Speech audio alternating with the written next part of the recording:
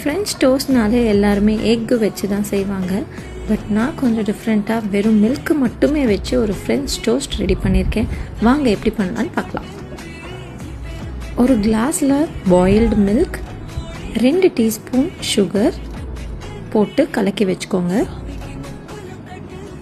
ஒரு பிளேட்டில் 2 பக்கமும் பட்டர் தடவி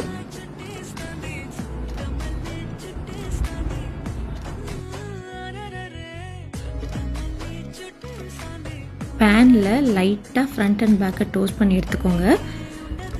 லைட்டாக டோஸ்ட் பண்ணதுக்கப்புறமா நம்ம அந்த சுகரையும் மில்கையும் கலந்து வச்சுருக்கோம் இல்லையா, அதை கொஞ்சம் லைட்டாக மேலே போட்டு 2 பக்கமும் எடுத்திங்கன்னா சுவையான மில்க் ஃப்ரெஞ்ச் டோஸ்ட் ரெடி.